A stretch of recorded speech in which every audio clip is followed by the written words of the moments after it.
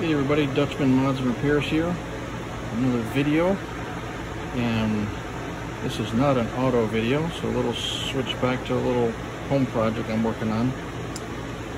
I've got a charbroil stainless steel griddle here.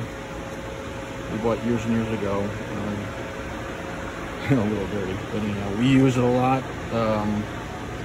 and we're getting ready to get into some more heavy cooking. I want to get things cleaned up. One of the drawbacks on this thing is the grease collection tray in here. So when you're cooking out on the griddle, I've got the cooking part setting out of it because I need to get under it. But it is, you got to scrape everything into this tray. This is a little tray over here that kind of sets down in there. It's a pain in the butt, to be honest, because the thing, it doesn't take too long to fill up. And if any of you guys know your house with kids and whatnot, it's always a finger pointing contest for who used it last, who should clean it up, blah blah blah. Anyways, I've really wanted to put some kind of a drain into this thing, in particular down on the bottom here.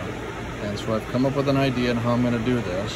And my plan is to put a hole down in here, probably about 5/8. I bought a 5/8 hose barb fitting that's probably about 3 inches long. I'll show that in just a minute.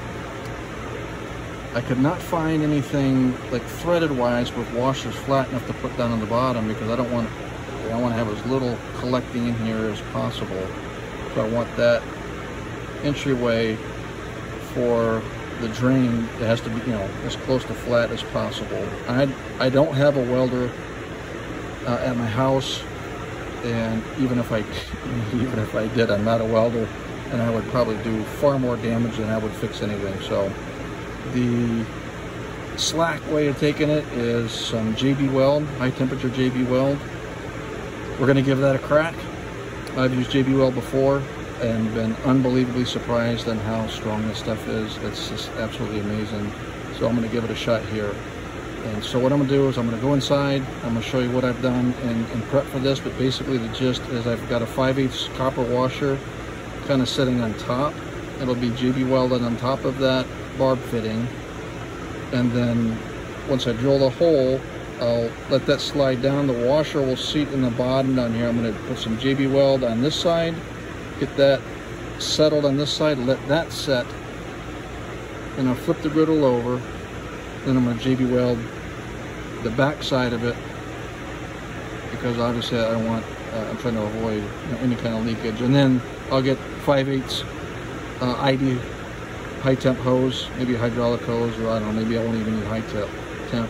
Push it on that barb feeding underneath, and then underneath inside the cabinet here, we'll put a gallon jug or something like that hose will set in. So when people get done cooking, we'll have a little tray up here, and with hot water, or not hot water, but water and some cleaning supplies, so they can just spray down the surface here and scrape this down into the tray, and it just drains down. Hopefully that will take care of our super frequent either grease overflow or cleaning debacle. So, all right, let me take you inside, show you what I got. All right, so we're back inside. I'm going to show you the barb fitting that I have here. I picked it up at Ace. I'm sure you can get that at any box store. It was $5 or $6, kind of pricey, but whatever. And then you can already see the washer down there. I've already glued this part on there. I already had this copper washer assortment I got from Harbor Freight a couple years ago. This is the JB Weld product I used, and it's good to 550 degrees once it's fully set. This will take a few days to get all this done, because a full set is like 24 hours, and I want to make sure that everything is fully set before I put any heat to this stuff. So anyways, that's just a recap on what I talked about outside. There's the barb fitting with the JB Weld washer on there, and the next thing I'll show is where I'm going to put the hole, and then how I will put the barb fitting into the bottom of that drain. All right, so we're back about 24 hours later, and the little barb fitting that I had glued that, or JB welded the copper washer to, is at least set. It's not fully set. That needs 24 hours. But what I did go ahead and do is I figured out where in the drip tray here I wanted to put the drain. And a couple things. One, I used a 3/4 inch hole saw. And you know, if you know anything about hole saws, they're just not accurate. They will kind of wobble around a little bit as you drill. I thought I could control that with a really slow RPM, and I mostly did, but it still drilled a little bit larger than what I wanted. But actually the blender turned out kind of in my favor, because the hole actually opened up enough for me to just snug that copper washer down into the very bottom of the tray. So I'm actually kind of happy about that, because I thought it was actually going to set up top. You know, I was just going to rest it up on top. But you know what? I'm just going to give this a shot. And at this point, I'm pretty much committed. But I'm going to JB weld, you know, around the up top here, enough to kind of, you know, fill all the gaps and get that copper JB welded to the stainless steel. I'll let that set, and then I'll come up from underneath. I'll flip this over, and then I'll JB weld all the way around the bottom to kind of give me that a bond from underneath too. I'm going to probably do a little extra here just to give it some additional strength. JB welds some pretty awesome stuff, by the way. I've used it before on metal to metal bonding, and yeah, it's good stuff. But the benefit here is that I'm even flatter now to the bottom of the tray, like I really wanted it to be. So hey, that's what we're going to go with. So I'm going to mix up some JB weld, get that put on here up top, and then I'll give this all till tomorrow, and then I'll flip it over, do the other side, and then I'll give that a full day to cure before I pop this back in its place and get the drain tubing and stuff underneath done. So catch you tomorrow.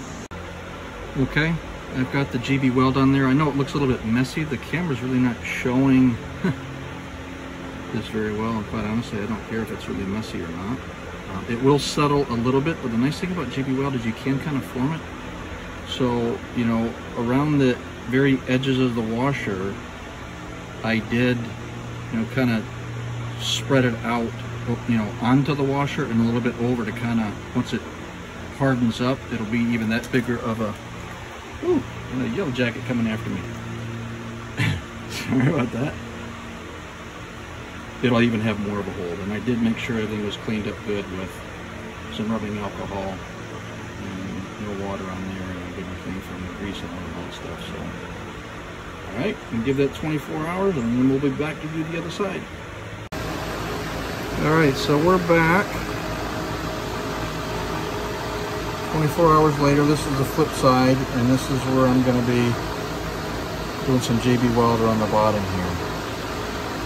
So, I mean, doesn't have all 24 hours, but close enough.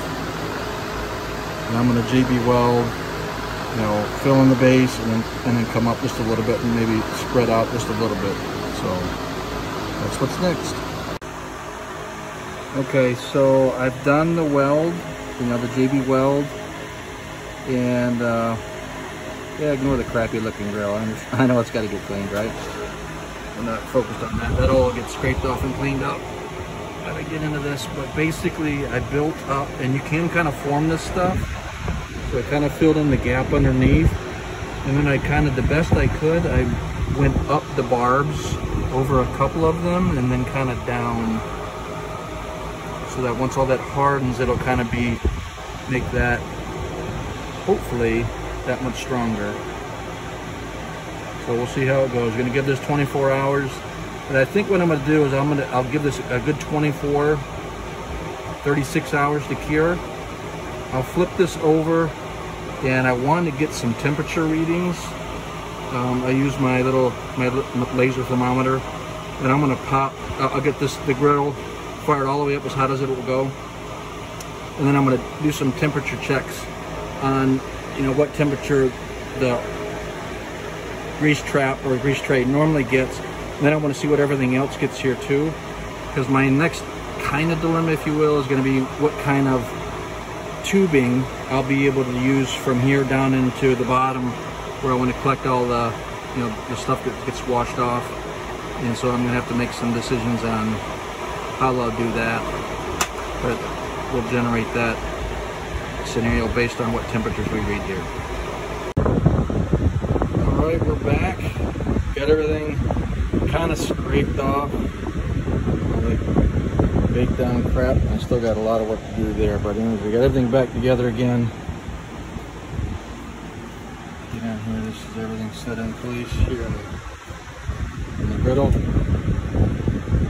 Again, no hating on the dirtiness here. This thing sits outside 365, 24/7, all that good crap. I'm gonna try and show where we're at. Get my big old head underneath here. All right, so you can see your drain right there. Okay, from up top. What we're gonna do here, this is the second. I'm gonna pause the video and I'll come right back. I'm gonna light the griddle up. I already took the temperature on the surface with my little Harbor Freight laser thermometer there. It's about 91 degrees. We're gonna crank it up. And again, the JB Weld stuff I have down here is rated to 550. If this doesn't work, they actually have like an extreme heat one that they use for exhaust manifold stuff. And I happen to just find that. Go figure, right? After I finish the project. But anyways, rated up to like 2,500 degree Fahrenheit, which is, geez, I'm not trying to make a molten furnace here.